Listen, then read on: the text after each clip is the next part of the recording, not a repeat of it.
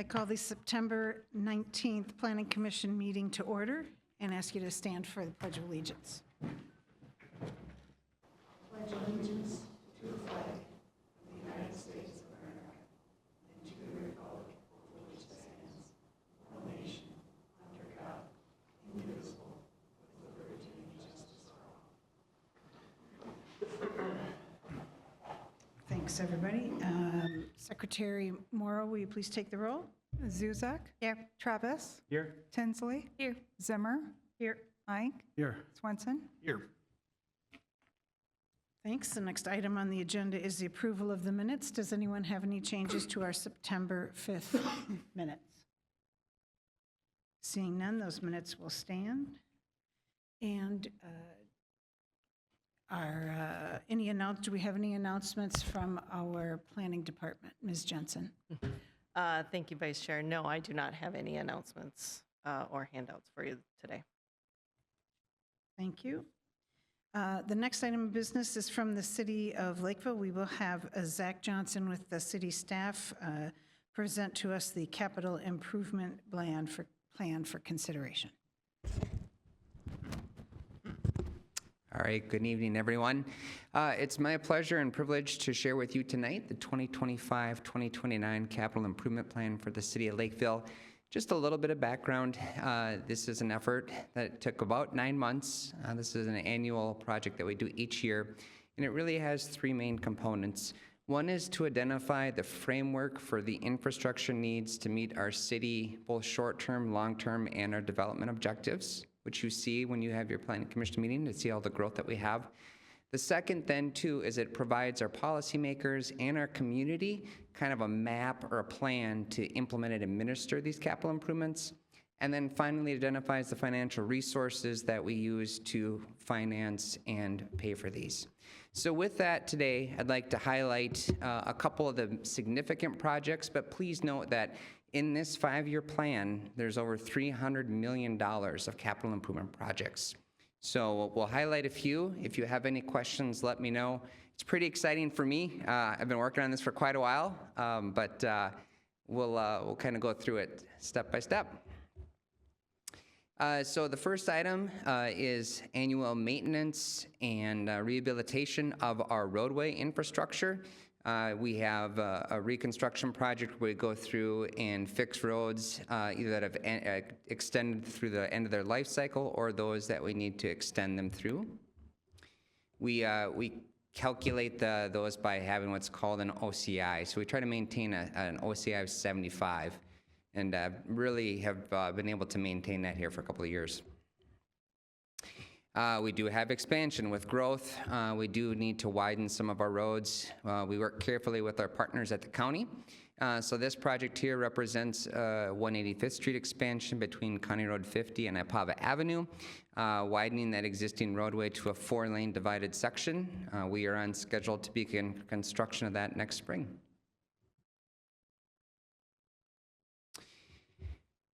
This is a last-minute change. Actually, I had to change this slide about an hour ago. We are proposed to partner with the county to construct a single-lane roundabout at the intersection of Hamburg Avenue and County Road 50.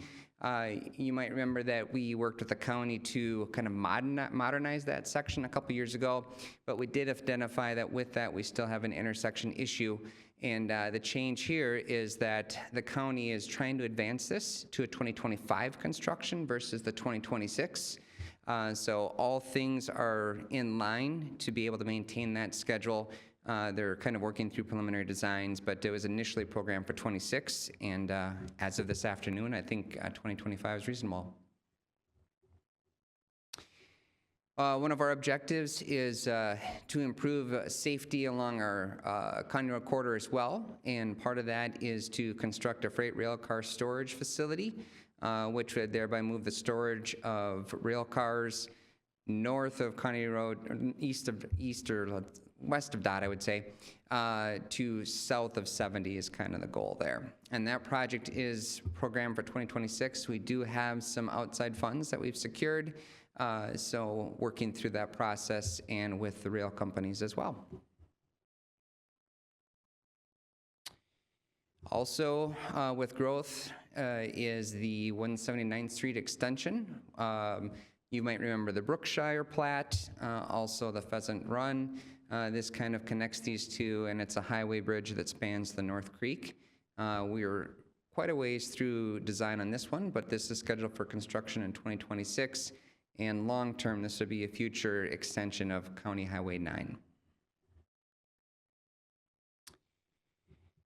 Holyoke Avenue, north of City Hall, south of the Water Tower, is programmed for 2027 modernization, providing curb and gutter, making storm sewer improvements. You'll see on the bottom slide there would be pedestrian underpass there as well, and then also making intersection improvements to address some safety concerns that we have as well. In 2027, we'd move back to the county highway system, and we would work on modernizing that section of Dodd Boulevard between County Road 50 and 210th Street. Too big to fit on one screen. And moving that project down a little bit further south, we'd subsequently program the following year in 2028 to do the same thing and modernize Dodd Boulevard between County Road 70 and 210th Street as well. And the last one, we just had a public open house recently, but we continue to make progress on a interchange design for Interstate 35 and County Road 50. This project has been talked about for a long time. We worked on the initial improvements in the early 2000s, and traffic conditions and safety needs are kind of advancing this project as well. This project is not fully financially secured yet. We're still working on that. We have a number of partnerships that we're trying to work through that. But the plan is to get everything in place so that we could start construction in 2028. And this would be improvements basically between Klamath Trail and Jubilee on the county system, and then it would be basically between County 60 and just north of the interchange on 35. So stay tuned, there'll be a lot of news on that one and a lot of opportunities for public participation.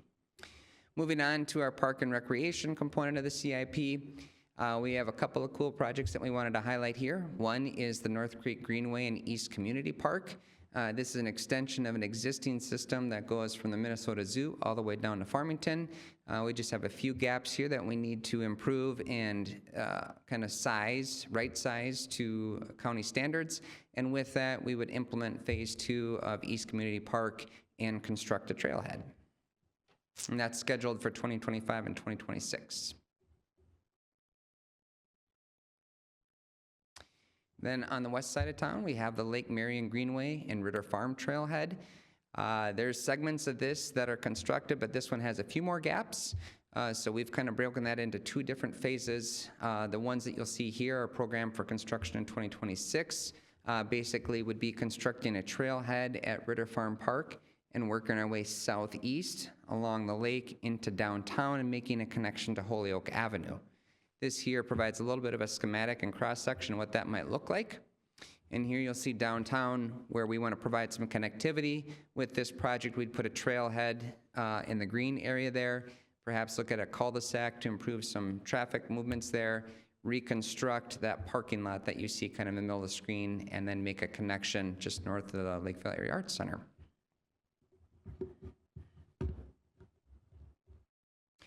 With that, we also have a number of new developments that you've approved recently.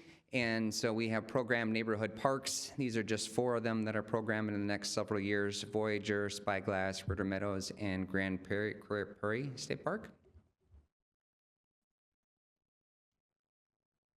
Moving on to utilities.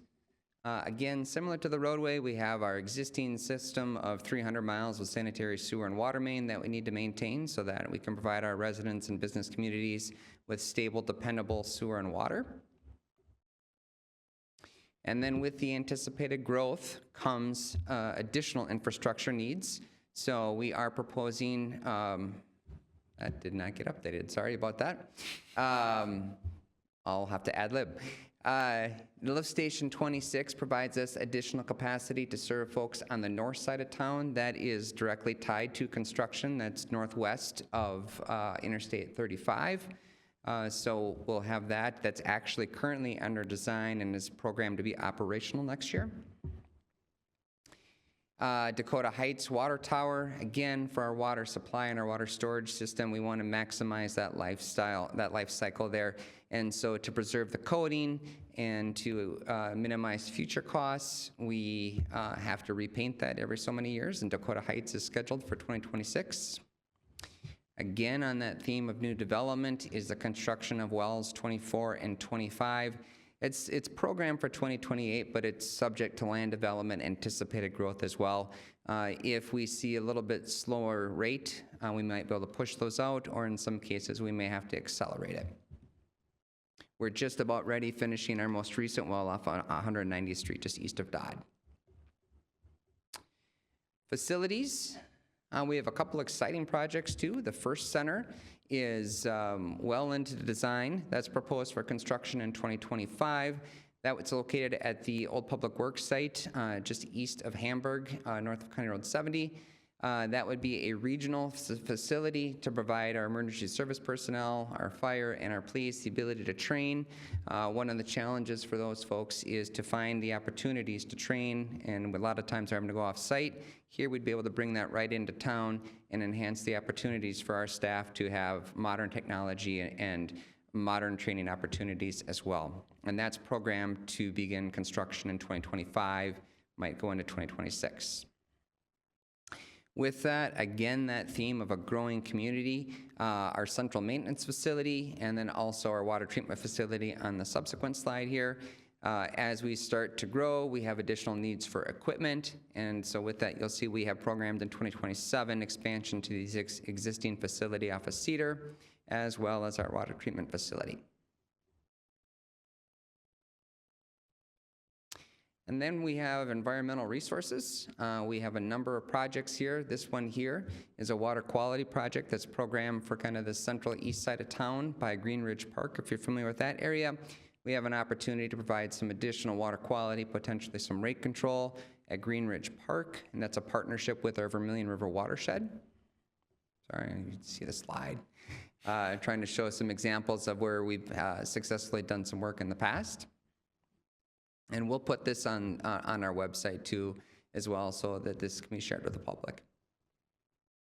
Annually, again, preserving our existing assets. We do a lake management program where we do lake studies. We take a look at the fish, the habitat, the vegetation to make sure that they're sustainable and maintaining a high level of quality for recreation and also aesthetics. We also have quite a bit of public land.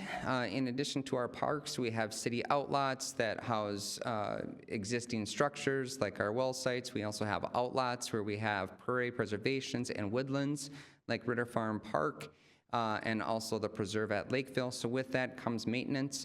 We do a couple of things with this program. We try to reduce the amount of invasive species and therefore allow our existing like oaks and maple tree species to thrive. Also, we want to have native flowers and native vegetation as well. So we have a program to address the invasive species, weeds, and we do a number of different management techniques to do that. And that applies to our shorelines, our rain gardens, our wetlands as well. Water conservation is a theme. It's been a pretty dry summer here until towards the end, but certainly we have ebbs and flows with the weather. We'll have dry summers and wet summers, but with that we want to really have an approach to water conservation. So we do look at our systems on our city property to make sure that we're using good technology, minimizing our water use. And then lastly, our forestry assets as well, work to maintain that, and kind of similar to what we talked about, addressing things like emerald ash borer and oak wilt as well. So we want to try to be proactive in maintaining those assets. And then lastly is the general equipment and technology acquisition and replacement, again, to make sure we're maintaining our efficiencies to operate as a city. And there's a map, and what I just wanted to highlight there is you can see it's really spread out. We have needs throughout the entire city, and we really work hard to make sure that it's a balance and to make sure that everything is addressed as well. So there's a little bit of something everywhere is kind of the takeaway for that. Tonight, this is not a public hearing, but the request of the Planning Commission is to review our capital improvement plan and make sure it is compliant with our comprehensive plan amendment. With that, we would ask for written findings so that we can bring that to the City Council for their approval. And with that, I will stand for any questions. Thank you very much, Mr. Johnson. And do we have any questions? Madam Chair, Go ahead, just more of a statement. I will not be participating in any vote on this issue due to my employment with the state of Minnesota and the Minnesota Department of Transportation. We're a partner in that project at County Road 50 and I-35. So normally I'd have other comments on the CIP. This year I will not. Thank you. Thanks very much. Madam Vice Chair. Sure. Mr. Johnson, the question I had, the plan is very detailed.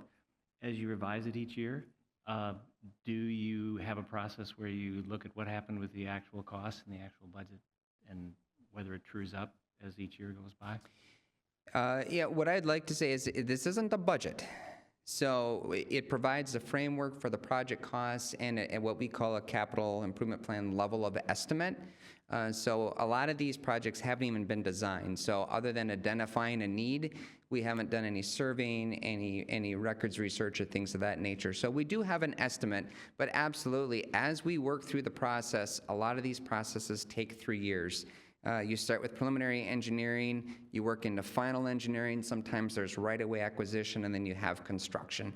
And throughout that entire process, we do take a look at costs, both projects that are in the works, and then that allows us to kind of take good quantities and costs and take that into consideration. So the CIP does have a connection, a nexus with our budget, absolutely. But I just want to point out that the estimates, the numbers you see, are a lot of times without the benefit of the engineering. Some that are further along are a little tighter, but it's a conceptual cost estimate, if that makes sense. It does, thank you. Yeah. Any further questions?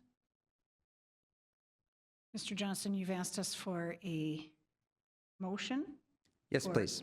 accepting the CIP. That the CIP in its form is compliant with the comprehensive plan amendment. Yes, please. Okay. Anyone want to make the motion? I'll make a motion that the planning commission finds it in compliance with what's necessary from the city. Comprehensive plan amendment. It's a plan amendment. Thank you. Second. Okay. Secretary Moore, will you please take a roll? Zuzak, Aye. Travis, Aye. Tinsley, Aye. Zimmer, Aye. Ink, Aye. Swenson. Abstain. Thank you very much. All right. Appreciate it, and we'll have that prepared for you. All right. Thank you very much. The next item on the agenda is a public hearing for the Cedar Hills North Comprehensive Plan and Zoning Map amendments. We do have Mr. Steve Trosky here with Lennar to present, and I'll invite him up. And anyone that is interested in coming up to speak with us, please sign up at the back of the room, and we'll make sure you get an opportunity to address the group. And welcome, Mr. Trosky. Please go ahead. Well, good evening, Steve Trosky with Lennar. It's great to be here. It's great for Lennar to be back in the city of Lakeville. We've had great success here, as you know. You've probably seen my associates here a number of times over the years. So we're back with the first of what will be several requests, and tonight we are seeking a comprehensive plan amendment and a rezoning for a community that we are calling Cedar Hills North. It's on Cedar Avenue and 200th, directly across the street from our Cedar Hills community. Go out there. It's under construction right now. Beautiful homes. There's model homes open if you're so inclined. So we are planning Cedar Hills North to have approximately 88 single-family homes and 144 townhomes. We really want customers have told us that they want more options in Lakeville. People want to be here. They want to move here. You've done great things, and so we want to provide a number of options folks to move into Lakeville. So I know Chris Jensen has a lot more technical details with the presentation she'll give, but I'm happy to answer any questions you may have. All right, I think we'll probably call you back up for questions. Thank you, Mr. Trosky, and ask Ms. Johnson to come forward. Thank you. Good evening, Commissioners. Evening. All right, as we've said, this is a public hearing for a comprehensive plan amendment and zoning map amendment for Cedar Hills North. As Mr. Trotsky said, it is adjacent to Cedar Avenue. So it's east of Cedar, north of 200th, and west of our city boundary with Farmington, directly north of Lennar's existing Cedar Hills development. As he said, it's 88 single-family lots and 144 attached townhome lots. I will note that this public hearing is strictly for the comp plan amendment and the rezoning. We will see the preliminary plat at a meeting in the near future, probably the second meeting of October. But we're just advancing this as we've done similarly Lord of Life at our last meeting where we had that in advance of the preliminary plat. So that, having said that, I did include what we've got so far for the preliminary plat, just so you can kind of see how the property is proposed to lay out, because that's going to play into these amendments.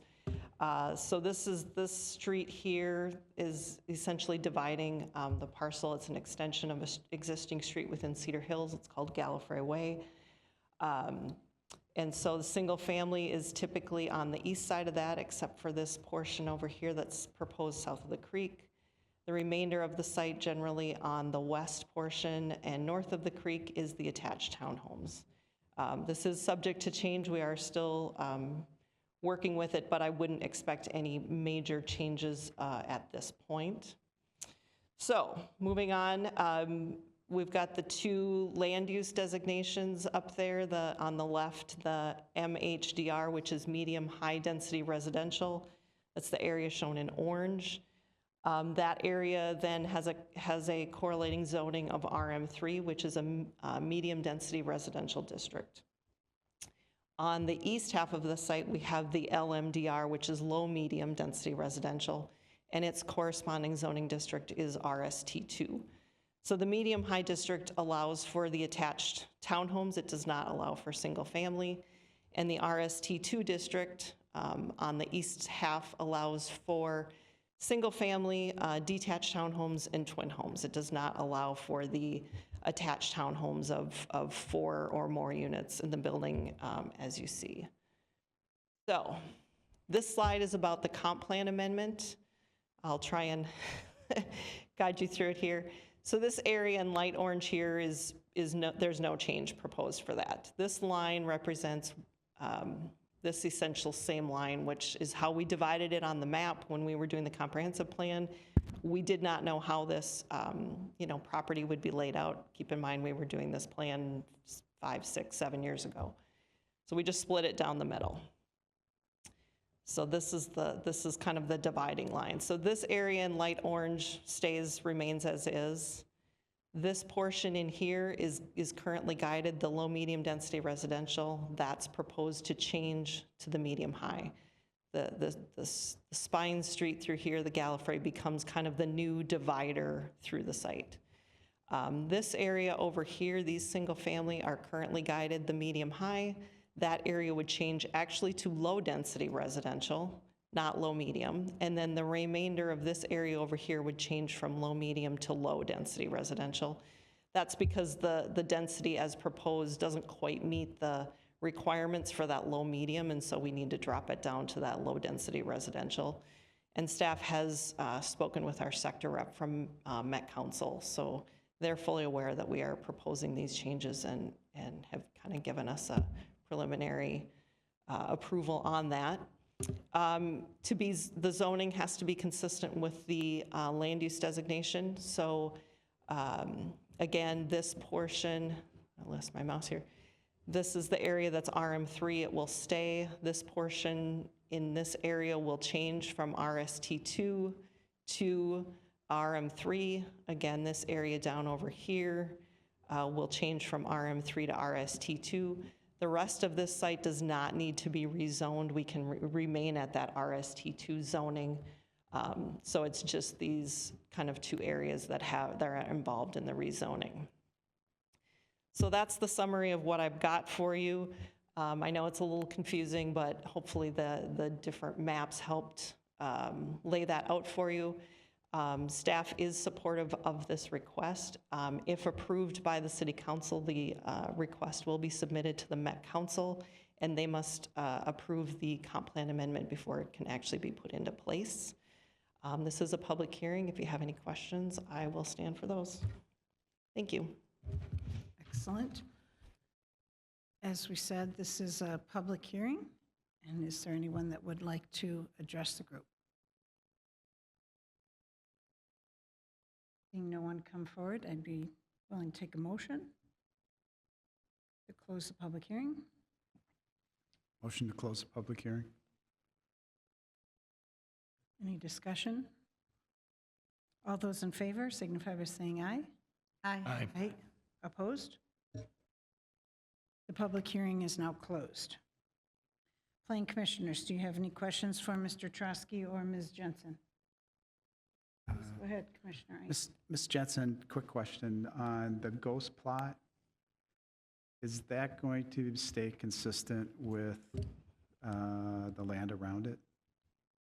The ghost plat is something that we just ask developers put there more to look at, can the necessary street connections be made? Any inclusion of a ghost plat with adjacent to a preliminary is not considered a part of that approval. It's just showing how the property potentially could be developed. Yes, the commercial, or excuse me, the comprehensive designation, this area north of the low-medium density is currently low-medium. And then the area to the north of the medium-high is actually a corridor mixed use. Keep in mind, our comprehensive plan was 2017 to 2019. The county has identified 195th Street as a potential future stop for the red line. And so as a part of our comprehensive plan, we were required to have a certain higher density development set for around that 195th Street location. So that area above the medium high density residential is just kind of the fringe of that corridor mixed use that higher density area we were required to have. We have been discussing with Met Council and Dakota County potential changes and, what's the feasibility of the red line as we move into get closer to starting our comprehensive planning process again. So, Okay. yes, I would say it is I was consistent. looking more at the white carve-out of this development. I'm sorry. Are you talking about this one? I just wanted to make sure that was, sorry. No, That's no, all no. good on the other side, too. That is an existing, To make there is a sure. single-family home on that parcel. So that parcel is not included with this plat. Again, the ghost plat is just showing how it potentially could be developed if that property were to ever be sold. Is the zoning consistent with Yes. what's new? Yeah. Okay. Yes. They were not part of the comp plan amendment because they're obviously not part of the plat. Right. It may be that they would need to do a comp plan amendment, not a rezoning, at the time if that they property develop. were to redevelop in the future. Madam Vice Chair. Please go ahead, Commissioner Traffus. Ms. Jensen, as I look at these changes within Cedar Hills North, do they necessitate any changes on the border around Cedar Hills North? As we've made changes inside, do the immediate bordering areas stay the same? Correct. Yeah. The areas to the north and to the west are not yet developed. So if at the times those develop, if there are considerations for amendments based on what's being proposed there, that would be addressed at that time. And we would look at the existing developed areas around that as a part of that review. Thank you. Mm-hmm. Commissioner Swenson. Thank you, Madam Chair. As I'm looking at this kind of reflects the reality of trying to actually develop the land. We start with these nice rectangles of 40 acres approximately, and they look like nice shapes and they make the map look nice and pretty when we put the comp plan together. But there's always obstacles in the way. And so as I recall on this one, you've got a fairly large natural gas pipeline that runs to the west side of the site. Yep. We've also got a drainage way that runs kind of through the central portion of the site as well, that kind of dictates where the roads go, how this all lays out, along with all the stormwater management requirements and everything else that comes into play here. So I appreciate having kind of a draft of what this plat may look like Yes. in front of us. That really helps me formulate and see why we're creating the shapes that we are and trying to balance this out. So this is one of those things that happens as we actually get to the level of trying to actually develop the land. So I see this as being a reasonable request to put things into a developable state. Thank you. I would like to say kudos, Ms. Jensen, for your use of color layovers in order to lay that piece out and explain it in such an It was a easy lot fashion. of playing around in Adobe. So, do we have any other questions? Looks like we're ready for a motion. Madam Chair. Commissioner. Move to recommend approval of the Cedar Hills North Comprehensive Plan Amendment and Zoning Map Amendment and approval of the findings of fact dated September 19th, 2024. Second. Thank you very much. Secretary Moore, will you take the roll, please? Zuzak, Aye. Travis, Aye. Zimmer, Aye. Ike, Aye. Swenson. Aye. Excellent. Thank you so much for your presentation, Mr. Johnson, or excuse me, Mr. Trosky. And when will this come before City Council, please? At their October 7th meeting. October 7th. Okay. Excellent. Do we have any staff notices for tonight? Just what was included with the memo that was with the agenda, or with the agenda, yes. Okay. Think there's anything before us? Motion, or we are adjourned. 30.